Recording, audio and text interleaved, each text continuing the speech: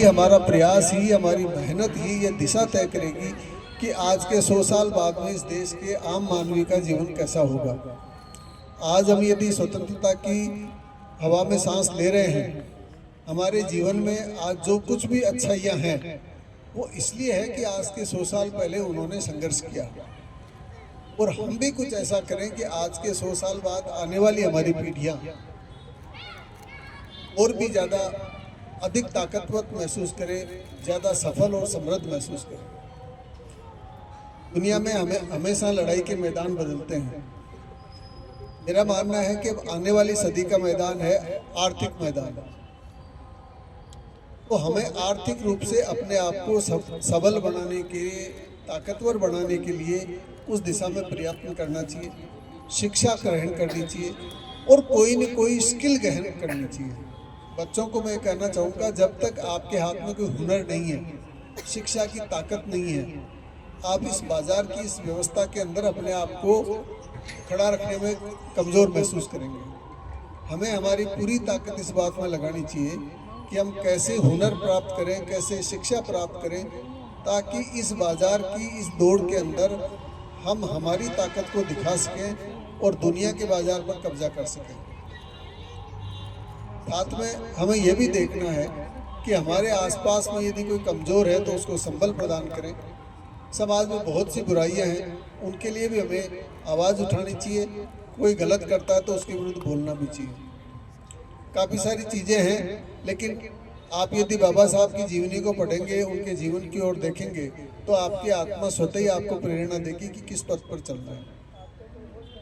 आज इस अवसर पर आप सब लोगों ने मुझे बुलाया, मुझे सम्मान दिया, उसके लिए मैं आपका आभारी हूँ। और मैं आशा करूँगा कि हम सभी मिलकर बाबा साहब के दिखाए रास्ते पर चलते हुए इस देश और समाज को अधिक ताकतवर और सफल बनाएंगे। जय हिंद, जय भारत।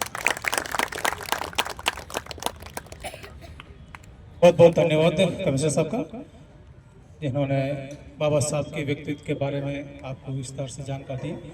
साथियों, यह शिक्षा का ही पावर है कि आज हम बाबा साहब को भारत ही नहीं, दुनिया के सारे देश पूज रहे हैं। साथियों, मैं आपको एक बात बताना चाहता हूँ। जब अपना भारत देश आज़ाद हुआ, जब संविधान लिखने की बात आई, तो हमारे भारत के प्रधानमंत्री जवाहरलाल नेहरू जी ब्रिटेन गए थे, जो एक इतिहासकार लेखक थे, और उन्होंने उनको निवेदन किया कि हमारे भारत का संविधान लिखना। तो वो नेहरू जी को देख के हंसने लगे। तो प्रधानमंत्री बोले कि आप मुझे क्यों हंस रहे हैं? तो मुझे इस बात पर हंसी आ रही कि जो हीरा आपके देश में छोड़ा आप उसे पहचान नहीं पाए, मैं तो उसके सामने कुछ भी नहीं। तो नेहरू जी ने पूछा, आप किसकी बात कर रहे हैं? तो उन्होंने बोला, मैं डॉक्टर भीमराव अंबेडकर साहब की बात कर रहा हूँ, उसके सामने तो हम तुच्छ हैं। तो फिर आज अपन ने सामने ही बाबा साहब के द्वारा संविधान का निर्माण हो, और आज उसी संविधान की वजह से भारत एकजुट है।